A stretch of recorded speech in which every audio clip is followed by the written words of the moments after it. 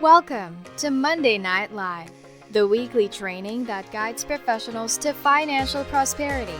Join our community and let's start building your wealth. Okay, so while Rob's promoting, guys, guest tonight is Michelle Harrington, and she is the CEO from First Team Real Estate in beautiful California, Southern California. So I met Michelle by searching for podcast guests. If you know, we started it on the podcast, Massive Passive Cash Flow Podcast. We started a new edition called the Industry Leader Edition, and we're not replacing the old format; we're just adding to it. And the reason is one of the tenets of our team is to help promote people to build their own teams, build your own brands, build your own training programs.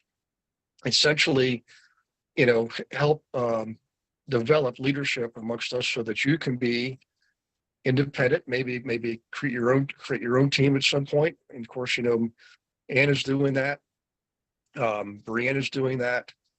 Shastine is doing that. So and there's a few other people that I'm helping the EXP sent my way. So that's why I got the idea of doing this, to find talent and bring them on, help them by promoting their business and help you by getting their insight. And that's why Michelle's here. So first off, Michelle, I just want to say thank you for doing this. I know you're busy, and I also know it's 4:00 out there. So you're probably looking forward to finishing your money, but thank you so much for joining us and sharing your years of experience and insight. Yeah, no problem. I got one more hour till wine time. So There you go. it's wine time at 5:00 in California. Oh, I love it. Well, I tell you what, if you could, let's go ahead and start off. What we'll do, guys, is we're going to do this sort of an open mic format where, Michelle and I have already spoken about this. The key subjects will be, basically your mindset, how to have a successful mindset. How do you develop that? How do you nurture it? But also talk about leadership. In other words, if you do want to be a team leader, what does that look like to build a team? What does it look like to build a brokerage, right? So Michelle has unique insight in that because she's done all that. So Michelle, if you wouldn't mind though, go ahead and give everybody the backstory, because I think it's very interesting what you've done in your life and what you're doing now, and including your background, the physical background of where you are. I want you to tell people what really is in the background there. That would be pretty awesome too. And then we'll go from there. Yeah, that sounds good. So I'm originally a New Jersey girl, and I came out to California when I enlisted in the United States Marine Corps. And I did a tour of duty in Kuwait during Desert Shield, and I was stationed at El Toro, California. I worked on a C-130 airplanes, and that's how I ended up in California. And I really loved that the basics of what I learned in the Marine Corps was really mindset and discipline. And it translated so beautifully into real estate because, one of the big reasons that I think a lot of us get into real estate, and definitely the reason I got into real estate, is I wanted freedom after, my stint in my enlistment, where you're not free. You have no freedom. You a lot of times are restricted to the base. Sometimes you can't wear your hair a certain way. You can't dress a certain way. You can't have a certain shade of lipstick on if you wear lipstick. I mean, it's very, very not free. And when I decided that I wasn't going to re-enlist, I also decided that I wanted freedom over anything else. And there's not a lot of jobs where you get that. But this is the one job where you can have that. And I went full on into real estate. And I feel like I was really lucky. Like I found my niche right away, because real estate and running a real estate business is really about being disciplined with your time, because it is one of the most haphazard, or, there's so many things you can do. There's so many things to do in a day, and really picking what you should be doing and scheduling your day and developing great habits. And, it's all part of being self-disciplined. And I focused on that and developed some really good habits in real estate. that ended up making me a lot of money as an agent. I became an investor and did well as an investor, and then started my own brokerage. And I love the business side of real estate. I love the entrepreneurial spirit. I love, the freedom, the no glass ceiling, everything that we have in this industry. And there's so many different aspects of the real estate industry, and they're all extremely wildly profitable ventures if you do it with a disciplined mindset and do it the right way. Investing in real estate obviously is a great way to make a lot of money. And being a realtor and just selling houses, you can make a ton of money. And having a brokerage. So it's really like pure capitalism, that there's not really a whole lot of barriers in your way. That when I was in the military, there was a lot of barriers. There was barriers for promotion. There's barriers. I mean, you might not get promoted if the job closed down, like they're just not promoting anybody. So there's so many barriers, and here there's like no barriers. So I really love this industry. So when I started my brokerage, I had no idea what I was doing, like I do when I start most things. When I started working on airplanes, I had no idea what I was doing. So I feel bad for my first couple of pilots. But you start and you figure it out. And when the plane doesn't crash, you're like, I did my job. So when I started my brokerage, I really focused on recruiting. And that is the biggest aspect, I think, of running a really profitable brokerage. And I went from having 0 agents to having 600 agents. I did that through organic recruiting. I did it through acquisitions and mergers. And I did build a profitable, great company until 2008. And in 2008, when the market crashed, I pretty much lost almost all of it. I was forced to sell off part of my my business because I was a franchise and I couldn't afford my franchise fees. So I was forced to sell off, and to competitors, which is a bitter pill. And what I ended up doing is I ended up starting again. And I think that I learned a lot from that. I'm glad that happened when I was younger and I could recover from it. And there's a lot of people that 2008 wiped out, after they built up things over decades. So I'm grateful that it affected me at a younger age. But it also taught me resilience, persistence, and that size isn't everything. I think when I was building my brokerage, I wanted to be the largest broker out of the ERA franchise. I wanted to be the largest ERA in Southern California. I did become the largest ERA in Southern California. I also became the most broke person in Southern California. So it's not, size does not matter. Profitability matters. The ability to earn a profit and be able to weather a storm matters way more than how big you are. And I think we do the same thing when we have teams. We want to have the most amount of agents on our teams when we grow our teams, because it sounds good to say, oh, I have 50 agents on my team. I have 30 agents on my team. But teams aren't necessarily profitable with 30 or 50 agents. They can be very profitable with 10 agents. So really looking at, my life lessons, I learned that size doesn't matter, that profitability is the one thing that matters, that discipline and mindset, it will get you through a lot of really, really hard times. And I'm happy to be here and share that all with you. Well, that's awesome. And it's funny. I just remembered something that came out of our interview, and I'm hoping you'll remember it because it was a very profound statement about the difference between teams and brokerages. And you made this statement. I wonder if can you remember? It had to do with profitability. We were talking about building teams versus building brokerages, and you made this. I wonder if you can remember what it was you said. Well, I think that teams are definitely a more profitable way to go than a brokerage model. And you can be profitable at a smaller level. Typically a brokerage model, with offices and brick and mortar and things like that, you have to be at 100, 150 agents to, at least in Southern California, to be profitable per office. With a team, you can be very, very profitable with 10 agents. So there's a kind of there is a breaking point. I think, and it really just depends on what you want to be when you grow up, how much you still want to sell. When I decided, when I was in real estate for 2 years and, did my thing as a buyer's agent, as a listing agent, as an investor, I really didn't care for the selling side of the business. I really didn't care for driving around buyers. I really didn't care for holding open houses.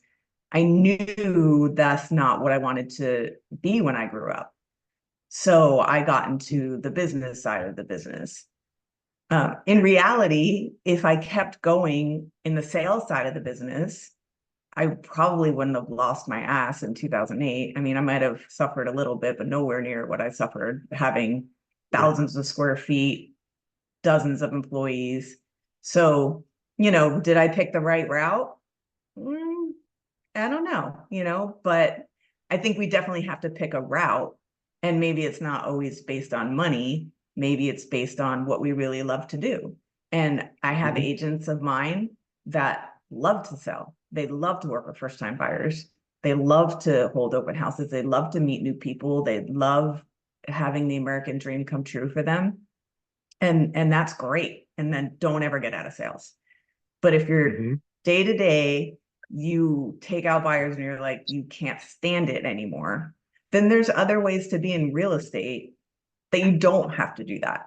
Real estate's such a big industry. We don't have to just be salespeople. Not that there's anything wrong with just being salespeople if you love it, but there's other aspects of real estate to get into. There's team leadership if you love to mentor and you love to coach. There's brokerage if you love to build things.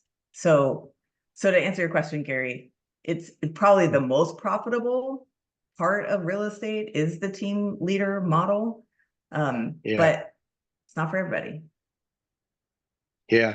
What's interesting is I used to own an independent brokerage too. We grew fairly quickly. We grew to 50 agents in less than 3 years, but it was during the recession years when everybody was, like you mentioned, it was tough. I mean, half the agents left the business. Independents were getting gobbled up or closing up left and right, and we were cruising along. But one of the reasons is we had a model that had training, everything separate just for investors. So because the investor business had picked up so much, we just happened to have the right model at the right time. That's really what it was, and that's kind of unique and rare. In fact, that's why all the big companies were trying to buy me because they thought this guy's got the right formula. Let's just bring him in, and eventually I did. I did that. I did a merger, but I was going to launch my business again around late 2019, early 2020. I thought, you know what, I want to be back out there. I want to have my own brokerage again. I was training for years. I was traveling around for Keller Williams, teaching all over the U.S. and Canada, having a great time. I got to see everything, meet a lot of awesome, awesome people, some of whom are on my team now. But it's just something in the back of my mind kept telling me that I really want to go through all that again. And I knew how hard it was. I also knew that the model we had was a large part of our success. It was a major reason why we were so successful. And I didn't feel like the same economy existed in late 2019, 2020, right? Just wasn't nearly the same. And also know how hard it was operationally to build a full-blown business. You take on all the liability, you take on all operations management responsibilities, and it takes you away from sales. And I wanted to be closer to the transactions. I wanted to work with my people on the transactions, negotiating, problem solving, saving deals, analyzing properties, things like that. And so I did. I launched this team here, and it's been a real blessing. I mean, I don't think in terms of business, I've been this fulfilled in all the years I've been in business, and this is the 7th business I built in 5 holding companies, and by far, way, way, way more fulfilling when most of my time was spent serving others and teaching and coaching and training. So along those lines, one of the things I've noticed, Michelle, is how important mindset is. I'm like, my gosh, I know myself, and I'm sure you know this too, and a lot of people who are listening know this. Everything I can teach academically about analyzing investment properties and marketing and negotiating deals and problem solving and transactions and all that. It doesn't, that's actually secondary to a good mindset, because if you don't have the right mindset, then all of that academic stuff, it's going to be less powerful. I mean, what are your thoughts on how important is the mindset, or maybe what are some of the things that you've done with your folks that help foster that in your people, and even in yourself, if you don't mind sharing maybe some of your like daily habits. What do you do in the morning to prepare for today? If as much as you're willing to share, that would be awesome. Yeah, I think mindset is extremely important in our business because it's kind of like a lonely business. A lot of times we're out there by ourselves.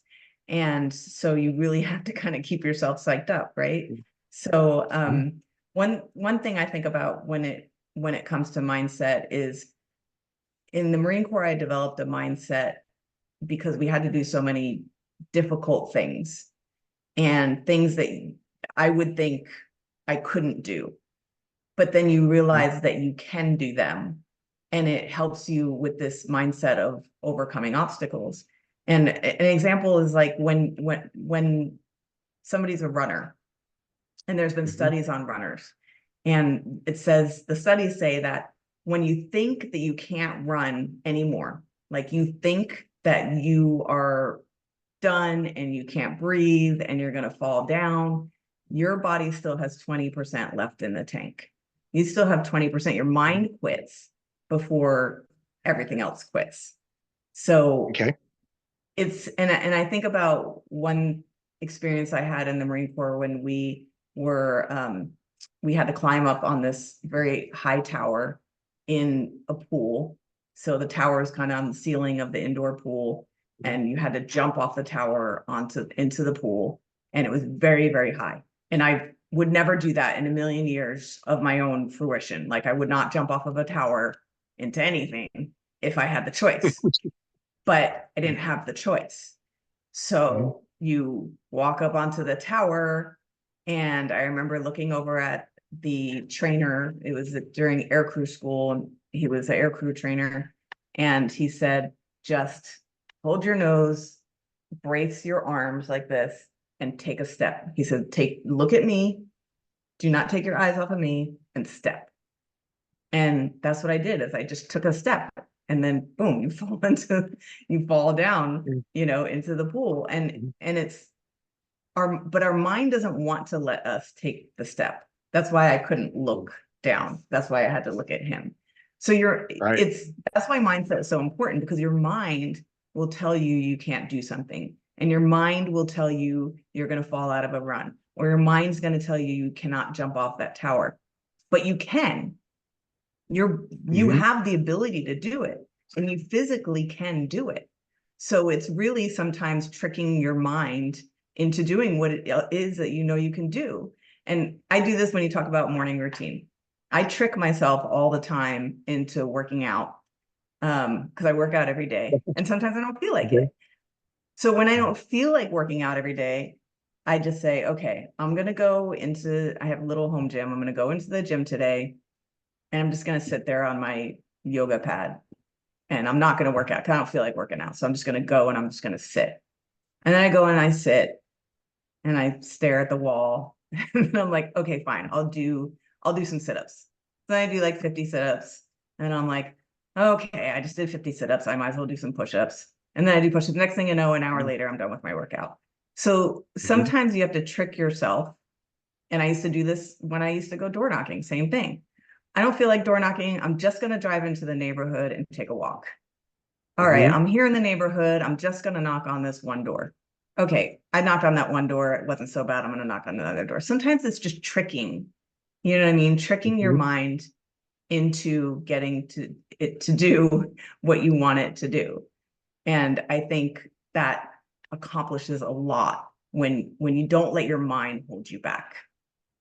Does that make sense? It does. It also points at another awareness, that is how powerful we really are, how much more capable we are of what we're actually currently doing. And it's true for everybody. It's even super achievers. will tell you the same thing. Like I know I'm capable of even more. And it's hard to tap into that because you got this thing in the back of your brain that some people call it the amygdala, however you pronounce it. Its purpose is to keep you from going outside the cave because there's dinosaurs out there. you know, and the reality is like jumping off the tower, you know, I do not like heights. I really, really don't. I was in Mexico one time with my family, and there was this eco park, Escaret or something like that. I forget, but or Shellha. Anyways, there was a cliff. It was probably 50 feet, and you had to jump off, and there's lifeguards everywhere, but it's totally safe. I was I was like not going to do it. My son, he looked at me and he took one look, looked back to me, lit, and walked. He actually ran and then jumped off. I'm like, holy crap! And I'm like, I can't let my son down.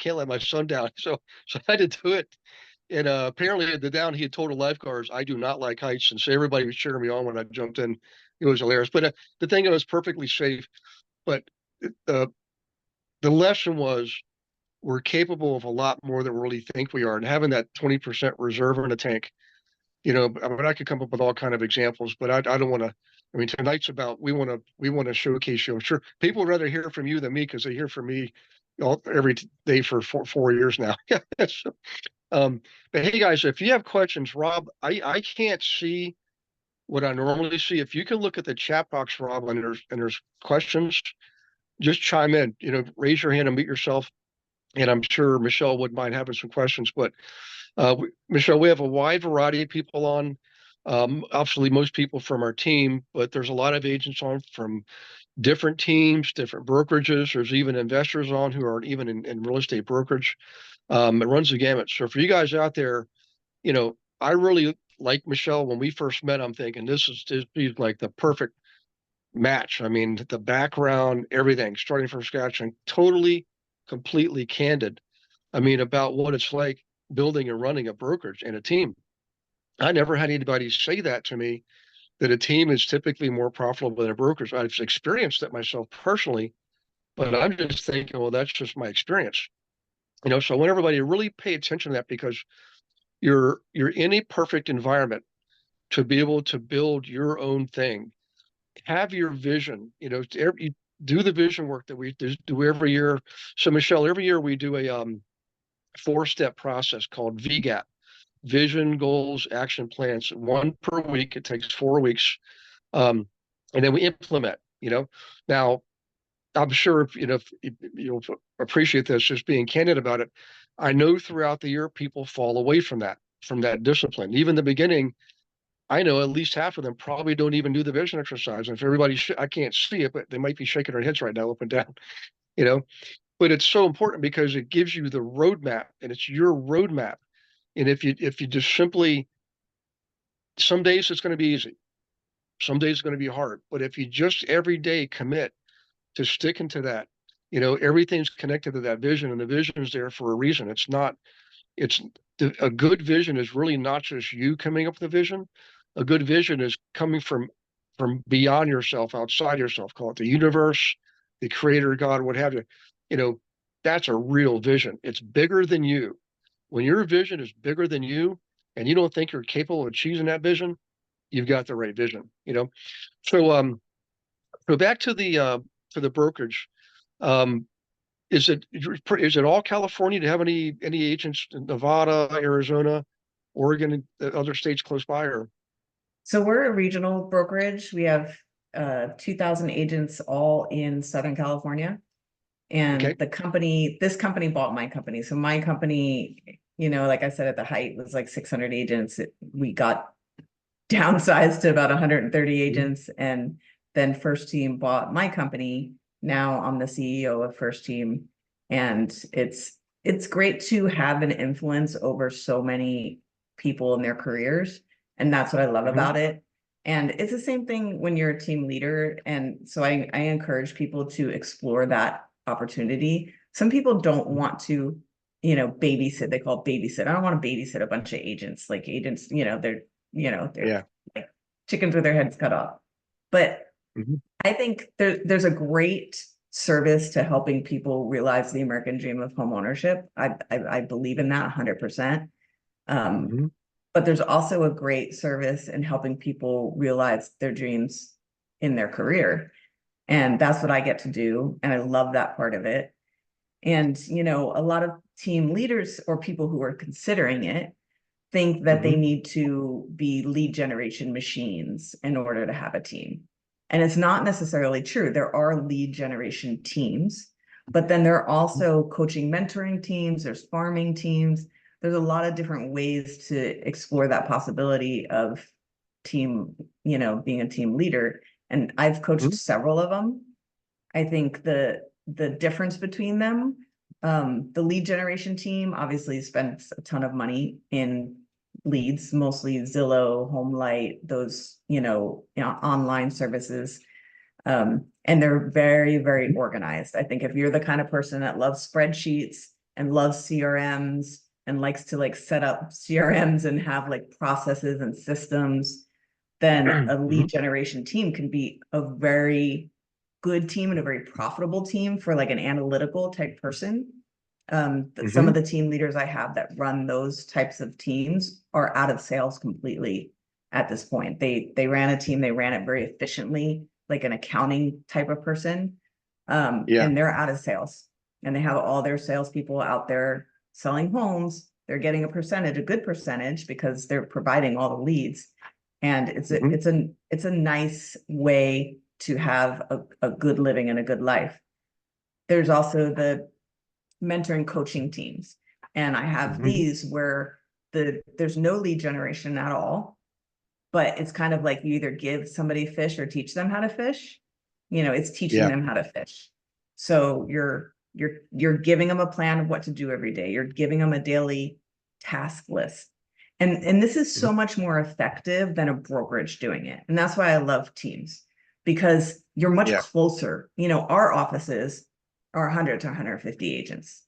Any brand new Mhm. agent or they get lost in the shuffle, and I love brand new agents, and we need to bring our brand new agents, our new blood, into our Mhm. industry.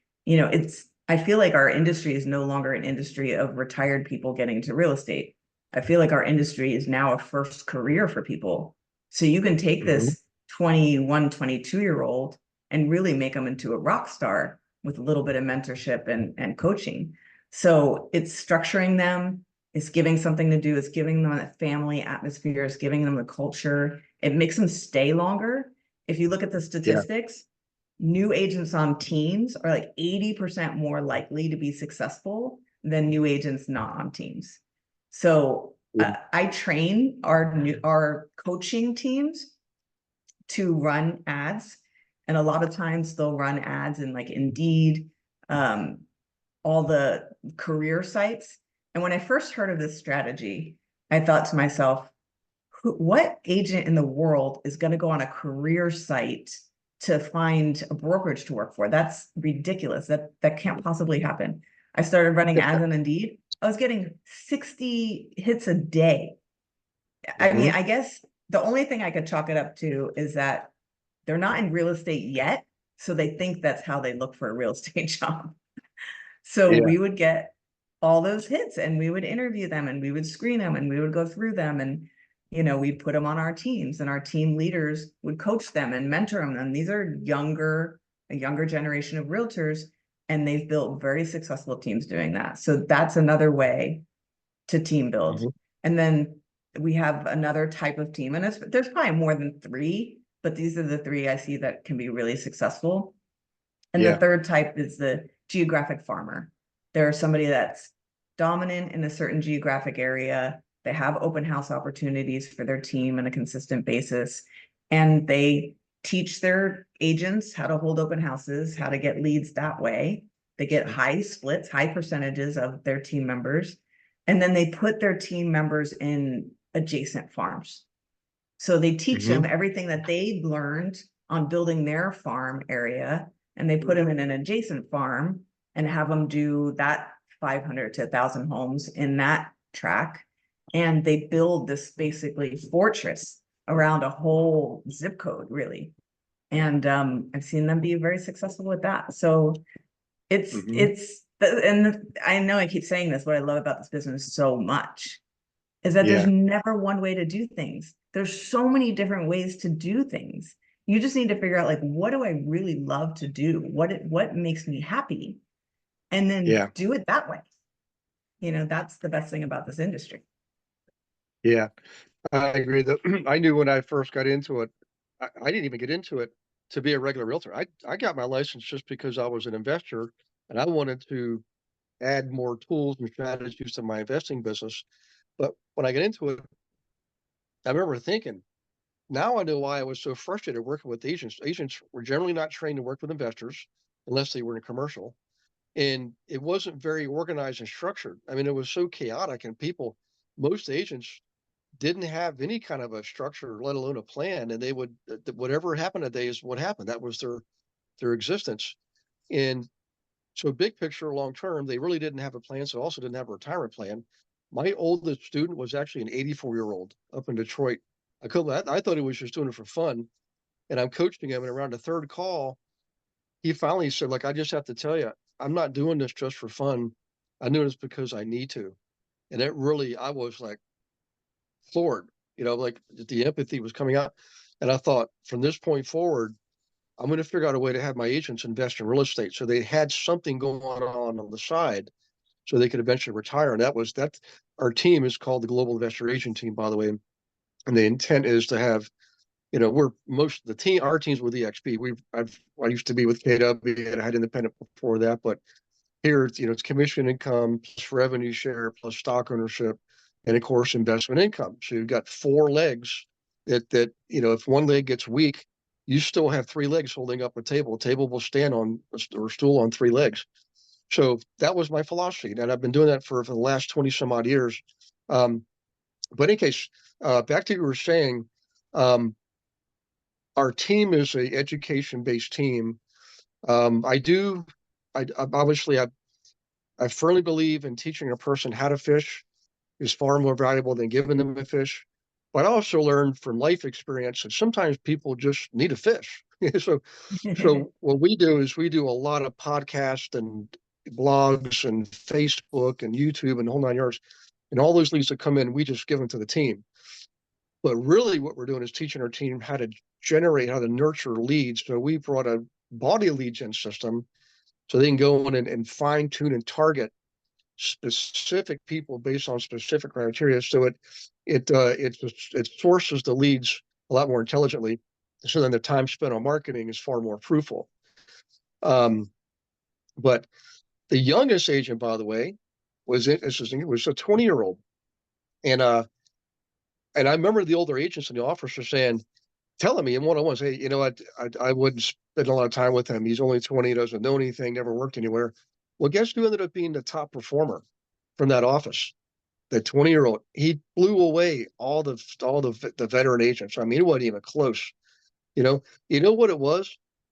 He wasn't afraid. He didn't know to be afraid or be skeptical. He didn't have a lot of experience telling him this won't work and that won't work. It's sort of like I love a famous general said one time, they love working with the younger privates because they didn't know to be afraid. They didn't question because they didn't have anything to question against experience. And that's what this guy, and he was so open to things. I remember when Twitter came out, he just dove right in and crushed it. I mean, it like his 90% of his business was Twitter. He started handing out referrals because there were so many Twitter leads coming in. He ended up creating a radio program. And it was just an amazing, remarkable story. But let me see if I can see the chat box here To or the piggyback on participants. that, that's what's great Yeah. about these younger agents, and why I think agents that have been in the business a while should take them under their wing and put them on their team or mentor them. Yeah. When I was giving you that story about jumping off the platform, I highly doubt, I mean, I don't know for sure, if now you made me walk up that ladder and get on that platform, that I would jump off. They recruit 18-year-olds to join the Marine Corps for a reason, because there is you don't question. You just run up the hill. You don't say, well, where's the enemy on top of that hill, and how many are there, and am I going to come back down from the hill? Or they just run up the hill. That's what young people do, and that's why they make great Marines. And I think it's the same Yeah. thing with real estate. You have a young recruit or mentor, mentee that you're like, go out there and knock on doors. They're going to go out there and knock on doors. They're not going to worry about rejection. Not like we, as we're older, worry about rejection, and they're going to do it.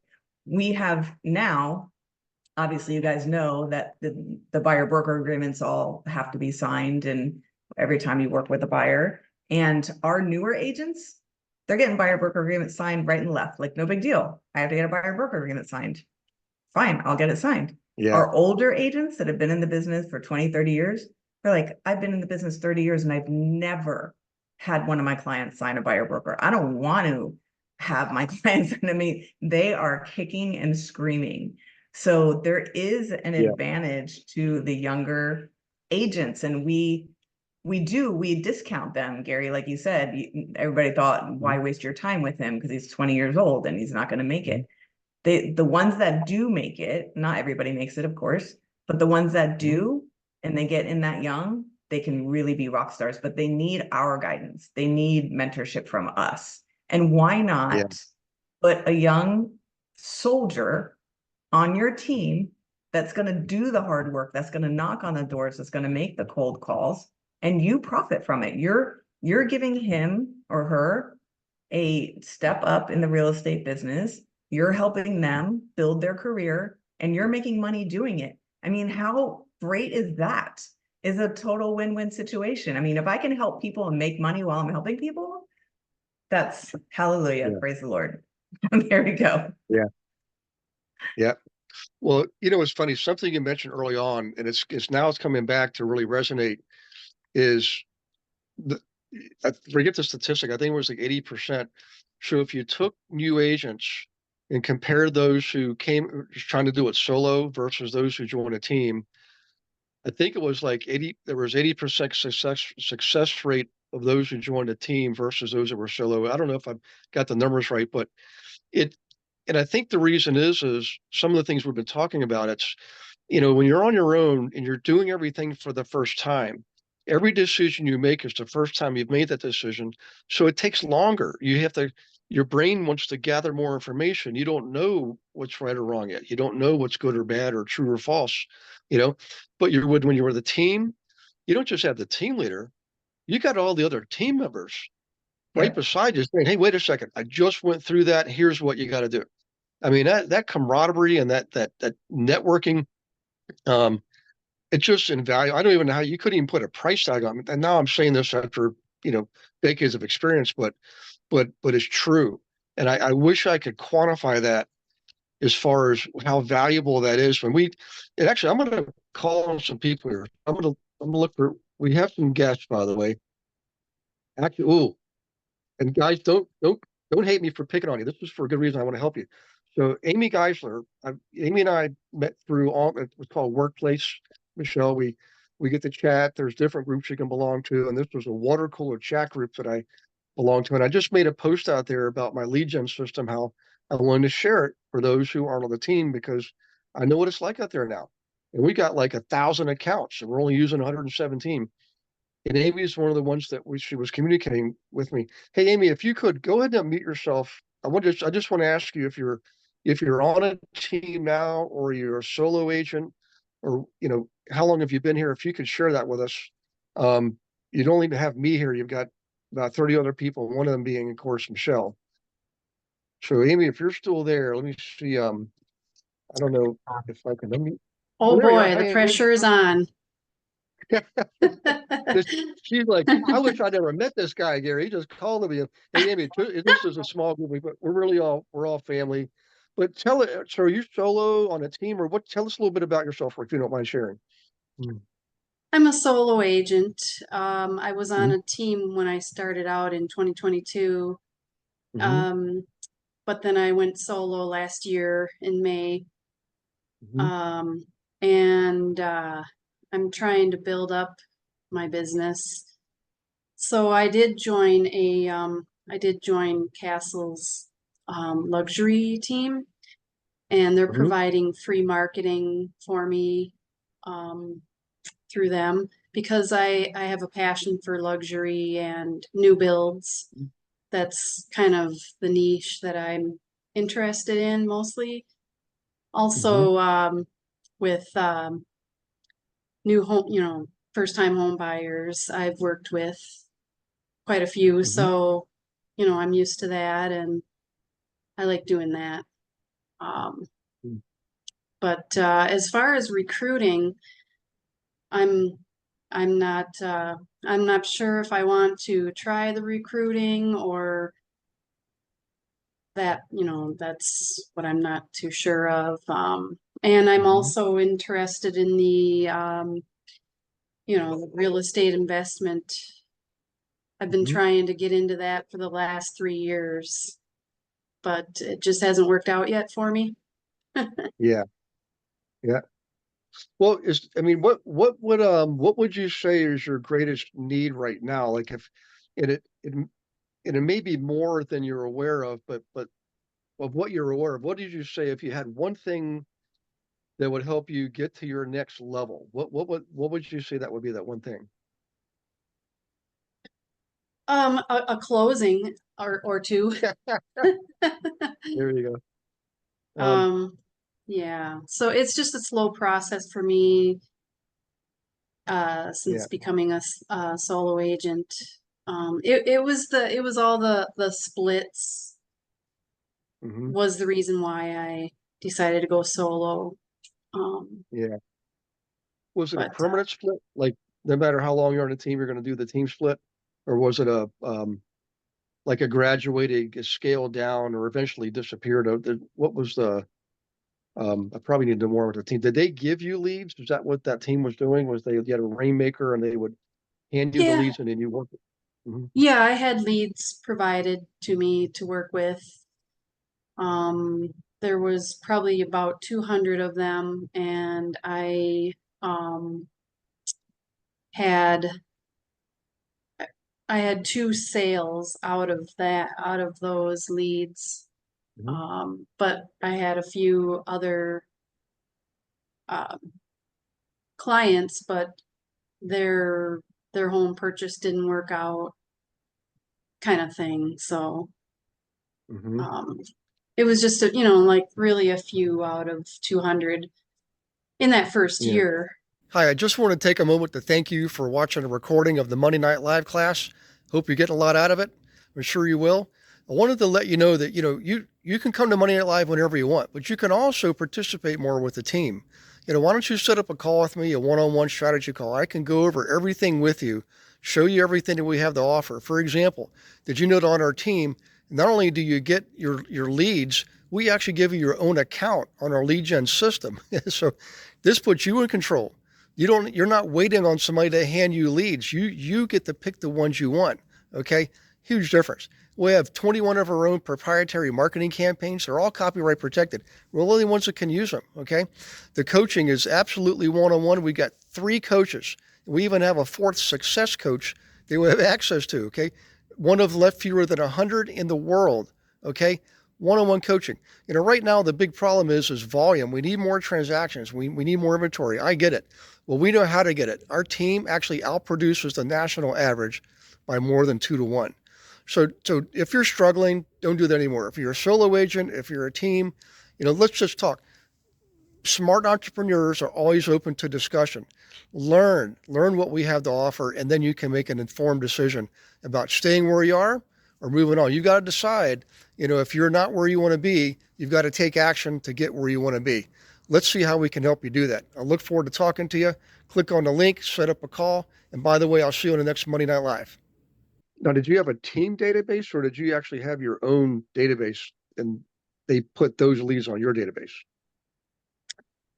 Uh, well, we each have our own CRM um, with the team.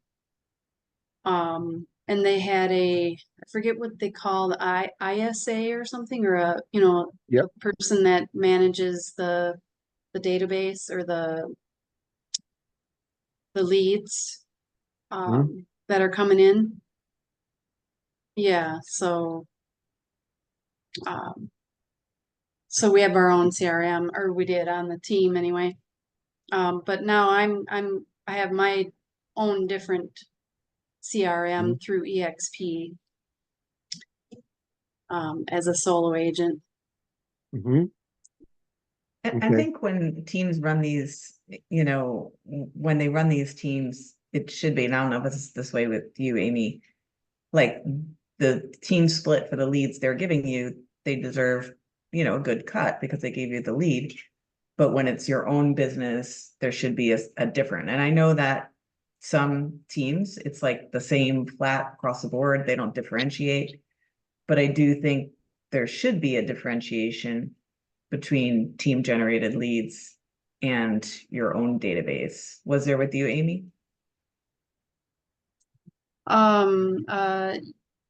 Yeah, they were team generated.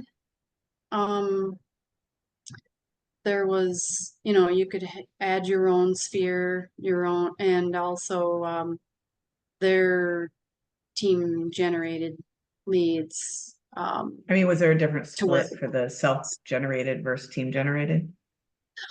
Oh, no, it was just you know, there was the team split or the, you know, like the team lead split and then the teams or the team members. And Yeah. also there's a cap of 16,000. Yeah, I kind of think it's a mistake when teams run it that there's not it's two separate splits, because one thing that I hear from team leaders all the time is, why do I want to build up a team when my agents will eventually leave me? You know, I put all this time and effort, I mentor, I coach them, they get to a point where they're not happy with the 50-50 split or whatever it is, and they leave. But if you're letting them do self-generated deals at a self-generated type of split, then they'll probably never leave. They'll just do less of the team deals and they'll do more self-generated deals. So there's a way, you know, you talk about recruiting, retention, profitability. You know, retention is just as important as recruiting. I mean, if you're recruiting in the front door and retention's going out the back door, you're not gaining any ground.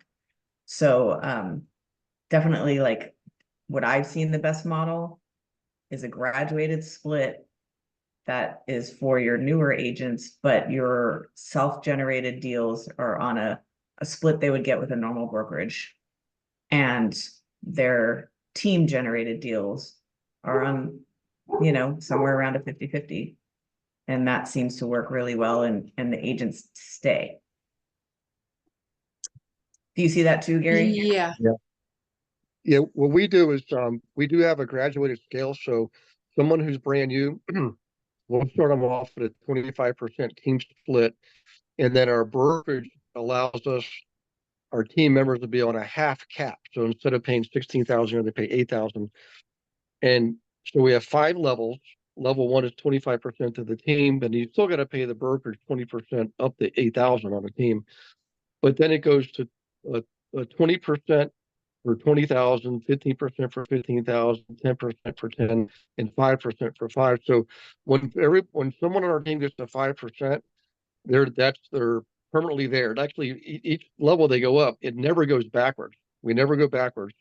So we have, in fact, more than half our team now is on the 5%. We call that Group B, and um, and because we're an education-based team, we had to do it that way because we're actually coaching them whether it was their Uncle Bob's house or you know, something they got from our lead gen system or something we handed them. But because we do so much infrastructure work, that I decided earlier to use the education-based model, because I knew if I got people from one level to the next, they would continue to be inspired and motivated and grow and develop.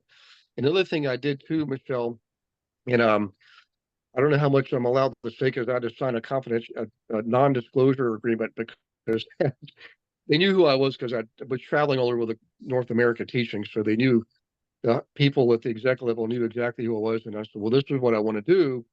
I can't do it anywhere else. And they said, you can definitely do it here. So the other thing I do is I don't want people to feel like they have to attract other agents. I never liked that philosophy. I want it to be natural, organic, and authentic.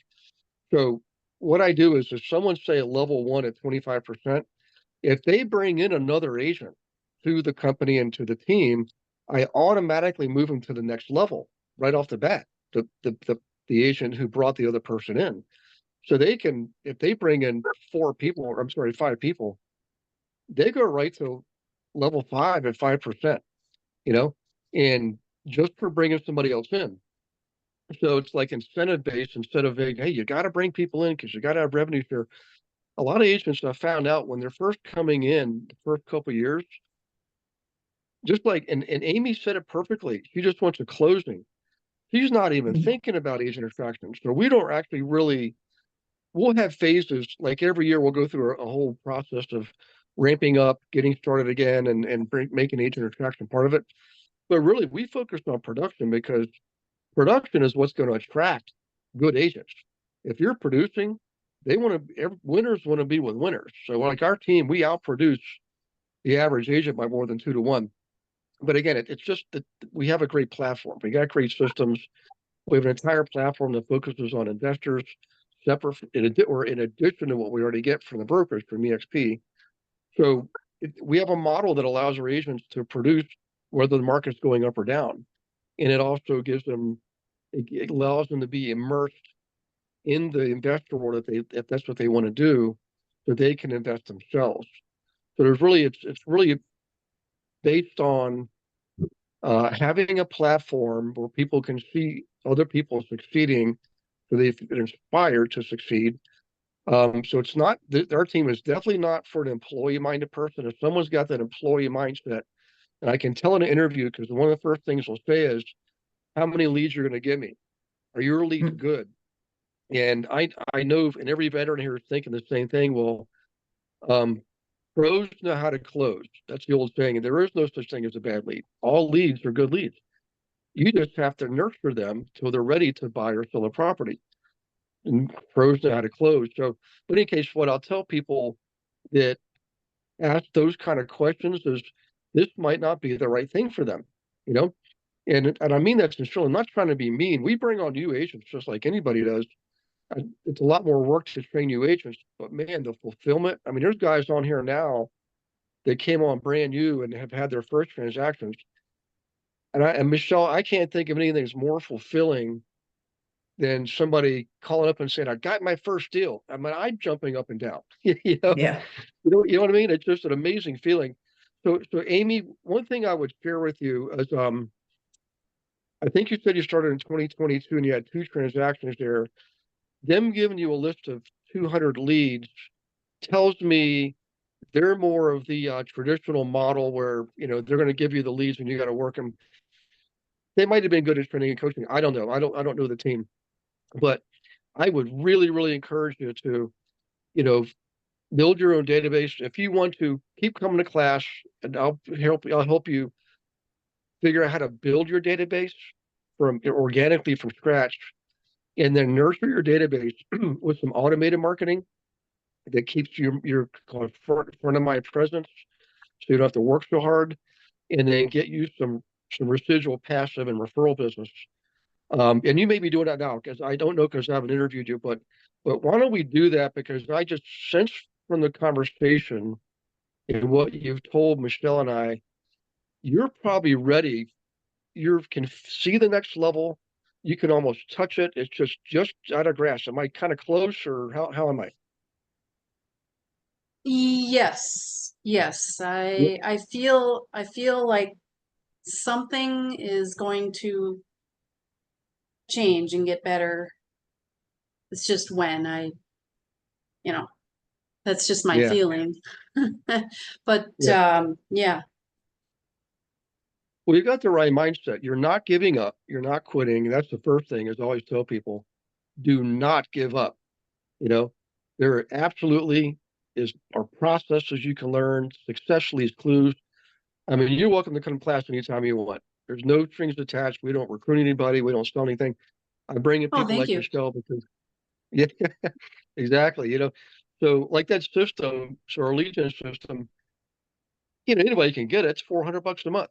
We had just happened to get it early enough where we had the enterprise version for $100 a person. You know, so it's not like I'm making a ton of money doing that thing, but it allows me to give to the community because I do teach. I'm a teacher at EXP University too. And I see this, I talk to people every day. I know what it's like out there. Sometimes, like I said a moment ago, sometimes people just need a damn fish, you know? But you do have to have skin in the game. That's the other thing is it's a crazy psychological dynamic. Allow yourself to be helped, be willing to have some faith and put some skin in the game, even though it's like you got nothing there, no gas in the tank. Like Michelle said, you still have 20%. It's there, you know. Michelle, I don't want to, I feel like I'm talking too much. Any insight, Michelle, you can share, any questions for Amy, or Amy, any questions for Michelle? No, no, I'm fully agreeing with what with how Michelle has explained the different business the team models. I'm totally agreeing with it. Yeah, and I think, Okay. as far as like ramping up, the business as an individual agent, it's really just about structuring your day. I mean, that's the best thing you can do as an agent, to take away and look at your calendar tomorrow and structure like every hour of the day that you're doing something that's income producing activities. We spend a lot of time getting distracted with non-income producing activities, like making flyers and, working on Canva and doing our social media, and all that stuff is important. But I don't know if you guys have ever read the 10X book that talks about the 80-20 rule. Like the 80% is the things that we have to do. We have to fill out forms and contracts and, get disclosures. And then 20% is what's going to drive us forward. It's what's going to make us successful.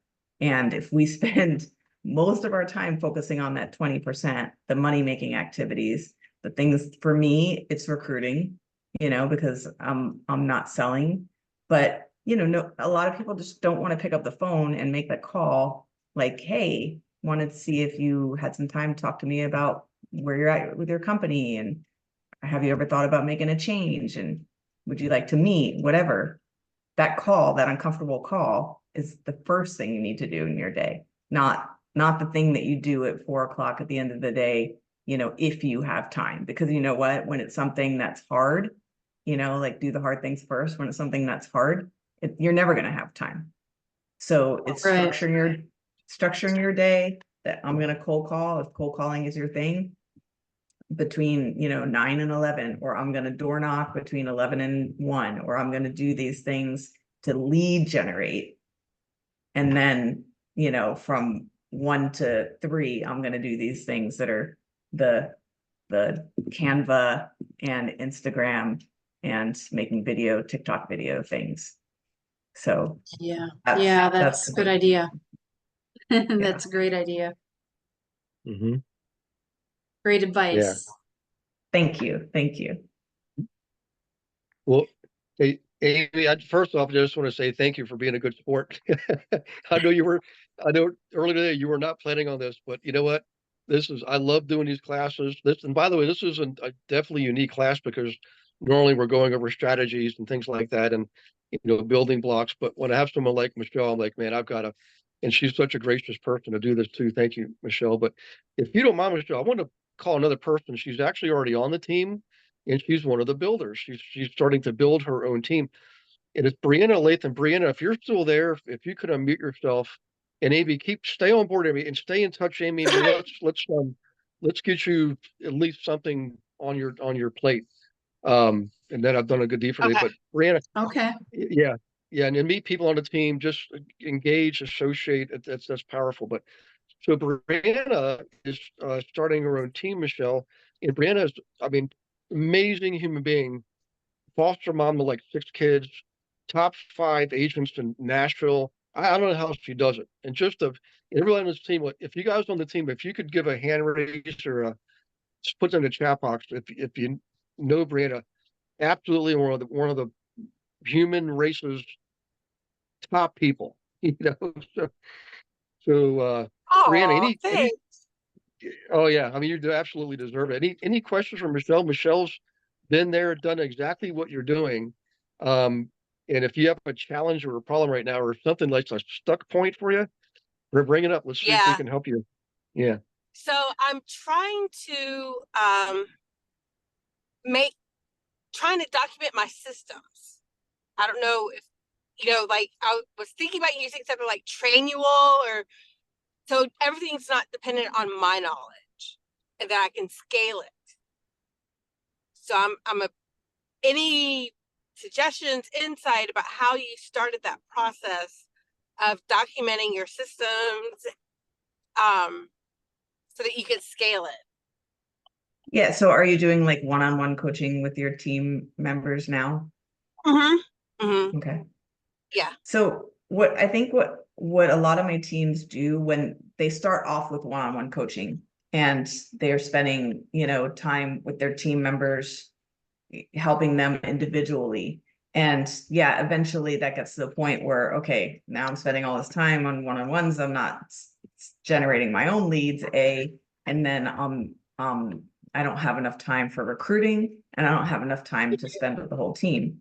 So eventually you have to put them into groups, and a great way to do that is to just start a group of, like, say, brand new agents in one group and maybe seasoned agents in another group. And then look for your next leader, because there could be somebody on your team that you can get to lead one of those groups. So then your brand new agent group is led by another one of your team members. Maybe they get a little bump in their split. And then your group, you're focusing on kind of the top producers that are in your group. And then you keep scaling that. And there's systems that you can use to, have all your training videos in a platform and, scale that way too.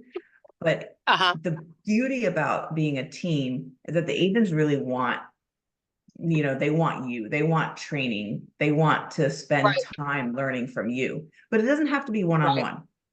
And when you do it in a group, they learn more sometimes from each other than they do from you too. So I definitely think you can structure it that way, and then look for your next leader, because as you scale it, you're going to need your next up and comer who's going to kind of fill in behind you. Does that make sense? Oh, absolutely. Absolutely. Cool. Yeah. Hey, Michelle, I just realized it's actually 7 minutes after wine time in California. I didn't realize we queued up so much clock time, but I mean, I generally stay on another half hour anyways, just to do Q&A, people solve problems. You're welcome to stay. But I really appreciate you doing this. I mean, what you just shared with people, Amy and Brianna, I mean, very, very powerful. And it's the kind of stuff, if you think about it and write it down and then expand upon it, it will definitely help you. So, but any thoughts for the group? Anything else? A couple questions in chat here, Gary. Okay. I'm sorry, Rob. Go ahead. Thanks for checking that. Yeah. Gil Evans is asking, how should you structure your day? And I think maybe Michelle might have spoken to that after his question came in. But if she wants to readdress that about doing the hard things first, and then I have maybe a little bit I could add to that question as well. Yeah, just personally for me, I somehow end up into a very, very typical routine that I do every single day, and I rarely ever stray from it. And so that sounds really boring, I know, but the good thing about it is I don't have to think about it. Like, I get up every day at the same time, I work out at the same time, I have my coffee at the same time. My husband met me because he was a police officer that saw me at a coffee shop, and then realized I went to the same coffee shop every morning and stalked me for months before he actually came up and started talking to me. So it's good to have a routine, but you attract stalkers. That's the bad part about having a routine. But to me, it's like I don't have to think about my day because I know exactly, at least how my morning is. I know exactly what's going to happen, and it takes a lot of stress out of it. It takes a lot of trying to motivate myself out of it. Like it's just automatic. I automatically go to the gym. So there's no ifs, ands, or buts about it. So that's kind of like part of what I do. But go ahead, Rob. That's essentially what I was going to say was, I boil it down to kind of routine, and time blocking and all of these things that we've all heard about or probably all know that we ought to do or have been preached to that we should do, maybe we don't do or used to do or what have you. But I can look back now at my financial place in life, my success or failure place in life, my age, whatever. I can look back and I'm with humility of my own reflection. I am very, very aware of the fact that when I was at my most successful, whether it be productive or financial or whatever that, however I wanted to define the success, it was when I was executing those behaviors. It is when I was time blocking. It is when I had a routine. Um, I didn't even do it purposefully when I began doing it. My romantic relationship, the girl I was seeing was an educator. She was up early in the morning, gone out the door by 7:30. So during the time that she was getting ready to leave and go to school, I'm taking care of getting breakfast ready and things like that. And then she's gone basically 7:30 or 7:40, and now the day is mine. It would have been very easy to go back to bed or to do whatever, but I didn't want to do that, and I want to be productive. At first, it was for her, and I wanted to be, the provider and that kind of a thing. But it became a time blocking almost by accident, where I knew that looking at the clock that she was leaving at this time, I had this much time to do that, what have you. I started working with East Coast clients versus West Coast clients because of the 3 hour time difference. I knew that everything that I could be more productive about, basically, I didn't even realize it again, as I say, at the time, but looking back at it, I know that the simplest thing, like actually 7:30, 7:40, she's out the door. I'm taking a shower. I'm getting ready. I'm ready to go for the day. If somebody had called, needed to meet me, I could throw on a pair of shoes and run out the door because I was already showered and ready to go. I didn't actually have to, okay, I'll see you. Give me about 90 minutes. I had to take a shower and get ready first. But then I was very diligent about it because it actually became, I had too much to do because I was scheduling it. Not, it wasn't too much to do. It just felt like too much to do. But once that 2 hour window had passed and that task that I had penciled in the day before or the week before, I still had, 15 more minutes of time to do it. I would stop it and I would go to the next thing that was on my time block list. And I would just turn to the next open day and say, okay, I probably got about 15 minutes left of this task to do. And I would write that down. And so, just like you're saying, there's certain things that that you're doing. You know that you're getting up at this hour, or you know that you're going to take care of the kids or go to the gym or whatever it is that you've got to do. And instead of spending the rest of the day figuring out what I'm going to do, fixing to get ready to do something, you just sort of already had your day there, and your accountability sort of yourself that you already wrote down and you already committed yourself to doing those things. It's already set, designed for you by you, and you want to, even if you don't get it all done, you're getting most of it done. You're getting a little bit done every day. And if I look back on myself, I was so productive then. And then if you don't do those things now, it's like, well, kind of what's changed? Um, it is a discipline. It's hard to do. I'm guilty of it now for probably the past 3 years. I've done a lot of spinning wheels, but that thing about those disciplines, about doing the hard things first, and looking forward to being the most productive, and people are different in the way they learn, the way they execute, the way that they do excel, all of these things. Find what works for you. I would guess that time blocking itself probably would work for everyone, but the habit of actually time blocking and setting up yourself to be effective in making that habit a thing for your day probably is something that's hard for people. It's been hard for me lately, and I was very good at it 10 years ago, 15 years ago. So falling back into those habits, getting up at a certain time, making sure you do those certain things, time blocking the things that you're going to do, whether it's phone calls or emails or whatever it's going to be. The simple thing of wasting less time, because you didn't pencil in, I'm going to waste 20 minutes here. You didn't pencil that in. You penciled in what you're working on, And I've just found that you know, preaching to the choir of myself of one, I should absolutely go back and do those things because it was when I was the most productive and the most successful in my own personal boxes of whatever I wanted to call success, you know? Love that. Yeah. Thanks, Rob. And Rob, I apologize. I can't see the chat box. I'm not sure if there's anything else there. I've got Amy says a routine and time blocking are always important. I'm guilty of not doing this, but I do it in my head mostly. Yeah, I would say to Amy, I tell myself, I'm not saying you do, I tell myself that I'm doing that as well. But when I don't have a written down record, it's easy for me to tell myself that I'm going to do this. I'm going to do that tomorrow. I'm going to do whatever. But it's just that accountability. It's if I'm writing it down, I'm checking my written word. There's just something about it, putting it in writing that holds my feet to the fire, or whatever adage you want to use. But it's more accountability. If I'm actually writing it down, I think to me, unless I talk myself out of this, if I write it down, it's real. It's a tangible thing. I wrote it down, so now it's true. I have to do this because I said I would. And I have integrity to myself that I don't want to let myself down continually. If I don't write it down, it's not real. I intend to, I'm going to, yeah, okay, I'll get to it. But I didn't write it down, so it's just a different effect on me, you know? Yeah, and I think do. it's a lot of it is about like how bad do you want it? You know, do you want it?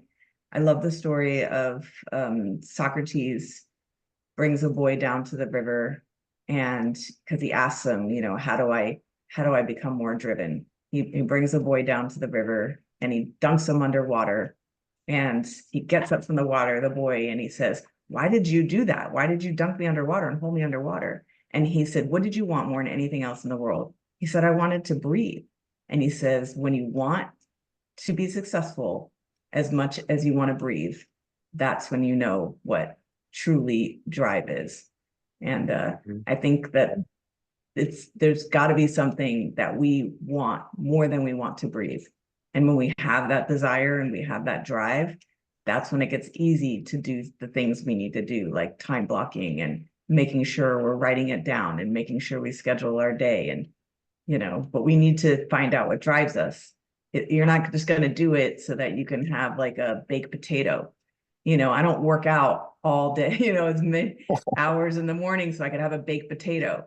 I work out so I can have a steak and a glass of wine. Yeah. And so, you know what I mean? There's got to be Right, something that you want so bad it's going to motivate you. Yeah, I've Yeah. heard it said in many different ways. I thought that I kind of coined this brilliant sort of a notion, but years later, I realized that I just sort of paraphrased it or rephrased it or made it sound a little more fancy. But for a number of years, I always was kind of proud of this, and I tattooed it in speaking from stage and things. I would say it all the time. And what it is, it's like it's been said by other people I've come across, but not in this way. But the saying that I was kind of professing was, until your disdain for where you are outweighs your desire for where you want to be, you will never be moved to change. And that's essentially what you just said. Until you want to breathe more, then you need to find that whatever inside of you that moves you to change. And if you don't have that purpose, if you don't have a reason, if you don't have the why, until that outweighs as much as you want to sit and cry and whine and whatever, or hate or whatever it is that you got going on, until you hating it enough, you won't be moved to change. And that has reared its head so many times in my recent life. I've talked to Gary offline and personally about a few things, and I'm still not accountable for some things that I've said. And I said it 2 years ago. And then I forehead slap myself, and I'm like, I know that I need to do this. I know that I want this. What is wrong with me? And you just have to kind of commit. And it's not just about time blocking. It's about everything that I'm doing. If I used to take pleasure in the fact that I didn't have to live my life by an alarm clock anymore, because kind of retired and went into real estate and just was doing my own stuff, serial entrepreneurially. And it wasn't because I could afford it. It's just because that's what I wanted to do. But then I started realizing that I wasn't holding myself accountable and I was just letting it slip. So, you know, for me to be able to not to have to live myself by an alarm clock was sort of a goal. But then I got to where I started setting the alarm again to get up to make sure I was making the most of the day. Somewhere along the line, I made the decision to hit the snooze bar, though. So that I had to also recognize, well, I'm not married. I don't have kids. I don't have that obligation in my life. If I did, I was translating it to if I'm hitting the snooze bar, I'm hitting the snooze bar on my wife and my kids and my future and my success and my finances and what and it's not about the money, it's about the personal lot in life. It's the way you wake up and you face the day and are you happy with who you see in the mirror and are you living your best life? And if so, and if not, why? Your success is your fault. Your failure is your fault. And that's I just had to rationalize that and not I remember literally throwing my alarm clock away literally and now it's like if I anytime I do anything, if I set the alarm to go off for this meeting at 10 till 7 every week it goes off. And every time I quiet the alarm, it reminds me of that feeling of hitting the snooze bar. And because I just don't want to hit the snooze bar anymore, I make myself get up. So I set the phone on my alarm and I set the phone across the room. I set it in my sock drawer, whatever it is. I have to get up and move, but it helps. It doesn't allow me to hit the snooze bar. So Hey, I don't know. it looks like Kay Peck has her hand raised. For some reason, I'm seeing hand raises, but I'm not seeing chats. Yeah, I think Um, Kay raised her hand when you asked about give a hand raise, and I think she left it up. I was going to ask her about that. okay. So, okay, if you have a question, you can go ahead and mute yourself. And Rob, by the way, if you haven't already, set up your next one-on-one. Will do. Will do. So we can keep moving the ball down the field, So I appreciate you sharing.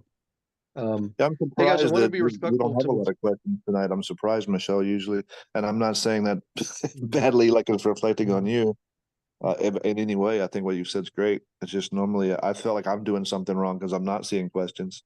Yeah. This is a very unique class. I mean, normally it's more technical, but this guy's the mindset. I've got Anna Galumian's on too. She's another team builder in San Antonio, which is where KPEC is too. So Anna, if you're still on, I don't know if you have a something you want to get some different insight on. If you're just have something that you're stuck on building your team. Um, Let me see if she's still here. And Actually. Bonita raised her hand. I can allow her to Bonetta. talk. Go ahead, Bonetta. Bonetta, there you go. Hi, Gary. Hi. How you I'm doing? sorry. What's the lady's name? I'm sorry. What's her name? Michelle. Michelle. Michelle. Bonetta, by the way, congratulations on your new transaction. I just saw it. But Gary, when are you gonna start to post those transactions? I want to get some generations, to encourage other people to have some transactions. And I want to be encouraged to have some transactions. I want to see my transaction. I want to see. I told you that 2 weeks ago. You know what? We actually did find something. July. I got one coming up in August. Yeah. Gary. Yeah. When they close when Sugar posts them, but we posted one for you in April, one in June. Facebook flagged them both. We found out why too. They said we were infringing upon your intellectual property rights. We couldn't figure out what the heck was going on. So we just found it out last week and we think we got it resolved now. Yeah. What does it mean, Gary? I mean, it was our material, I mean, yours and ours collectively, but it was an AI software that they wrote to, probably save manpower. If this is a Facebook thing. So they flagged our post. We couldn't make any post for 3 days when the second one came up. Yep. So in any case, sorry about that, but go ahead and if you have a question for Michelle, and by the way, Michelle Bonetta's one of our top performers. She's also helped teach on the team. She's a natural teacher and just she's one of amazing person. She lives up by my dad, so we have a lot more in common. Is Michelle part of Fast Cap? No. Michelle is it's called First Team. It's an independent brokerage in California, Southern California. Yeah, but we met through a podcast, and she's just a really wonderful person and with a lot of experience, and that's why I wanted to have her on the Teach Monday Night Live one night. Yeah, she kind of looks like one of the ladies that's teaching the Fast Cap. I think Fast Cap is awesome, especially for new agents. Anybody on the team, or I'm sorry, that lady, the lady said she's independent now. Michelle. What? Yeah, Michelle. Michelle. Oh, Amy said Harrington. she's independent solo So now. Oh, if, Amy, I'm sorry. if any, Okay. any thinking about, you know, really learning the business from, I know she's been in it 2 years. I heard her say 2022, but it doesn't matter if you've been in it 2 years, 10 years, 2 months. Fast Cap is great. I'm learning some stuff, and I've been doing this 9 years now, and I'm still learning stuff. So that's my 2 cents. I don't have a question for Michelle, but I just wanted to add that. Okay. Oh, thank you, Okay. Benita. My name is Yeah. Bonetta. Bonetta, sorry. That's okay. It's nice meeting Um, you. And I like what she said about the teams. I never thought about it being broken down into different, but I have heard teams that are definitely broken down like that. And I've been on a couple teams. This is my 3rd team. Nice. Yep. And there's, I'm sure, I don't want to speak for you, Gary, but there's teams under teams too. So starting a team doesn't mean you have to leave the team you're on either. Right. There's a lot of guidance when you're a team under a team. Yeah. Yeah, I think that when a lot of new agents come, they don't realize how valuable joining a team can be after they just pass that test. Because when I first joined as a realtor, I didn't want to be on a team. I didn't want to spend my money with no team. I had no idea what I didn't know. Yeah, for sure. Later when I joined, and then it's very valuable to be on a team. And as a matter of fact, I was reading that more agents are going towards that because it's hard to be out here an island by yourself. Real hard. Yeah, definitely. Michelle, I have a question here from Kay. She is asking, how many hours do you spend on lead generation? So me, my leads are agents. All I do is recruiting now. So I spend probably 30% of my day recruiting, and that's either calling, meeting with agents. I do have a team of recruiters that help me, that set me up with meetings. So if recruiting is like a big part of you decided you want to start a team or you want to start a brokerage, and recruiting becomes a part of your life, like it does mine, then having somebody make calls for you, like an ISA, is a great way to go. So I don't always have to make my own calls, but I do all my own follow-up. I do all my own meetings, and I have callers sometimes call for me and set me up with meetings. And yeah, about 30% of my day is just doing that. And I've recruited so far about 400 million to my brokerage. My goal for 2024 is to recruit $1 billion in incoming volume to my brokerage. Oh, amazing. Wow. Yeah. If you were sort of giving the advice of someone in the position who is in production, would you say there's a number that you should shoot for lead generation for, 2 hours, 3 hours, more? I mean, less? I would say I would use that same formula that I use for recruiting, 30% of your day. And yeah.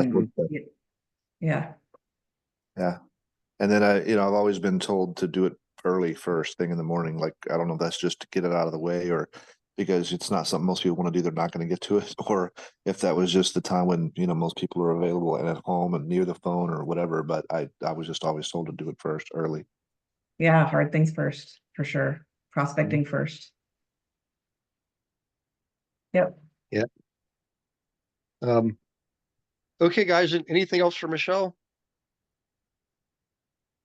Well, Michelle, I just want to thank you again. This has been a very unique class, and I've thoroughly been enjoying it. And I love having people like, Bonetta on, Amy, Brianna, Rob. Speaking of, because it runs the gamut. There's others that we could be here all night. So I appreciate you doing this, and then I'll maybe give you a call in another couple of days or something. We can give you the recording of this also if you like. If there's anything you want out of this that you can use, by all means, So yeah, definitely. And if you guys, I post a lot on Instagram. I do videos, and most of it's motivational, so you can always follow me there. It's Michelle Harrington, or Michelle Williams Harrington. That was my maiden name, and Michelle's with 1L. So you should be able to find me there, and would love to follow each other and keep tabs on each other. That'd be great. Sure. Yeah, I'm actually thinking of like a, I'm sorry, I stepped on you there. I also wanted to say to Michelle, thank you for being here. Gary always has great guests, and there's always some nugget of something that I get out of people. First of all, Michelle, thank you for your service. I don't know if that was said to you yet. I don't believe so. I thought somebody put it in the chat. But yes, thank you for your service. That's very admirable. And then thank you for being successful and just good at what you did and are doing, because to me, it makes it tangible. It puts somebody within my reach.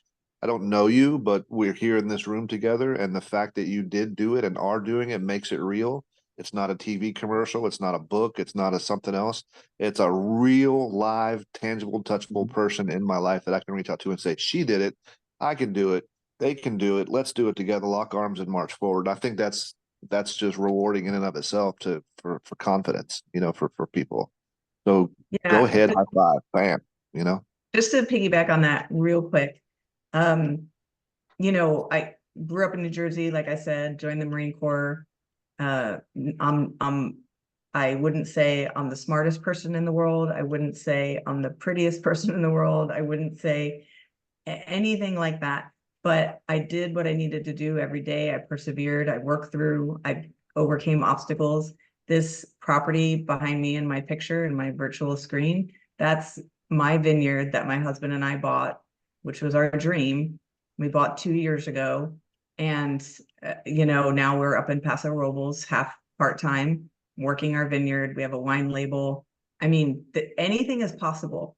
There's nothing that is impossible. You don't have to be the smartest. You don't have to be the best looking. You don't have to be, perfect, but you can work hard enough and do the things you need to do on the daily basis, the little things that you need to do.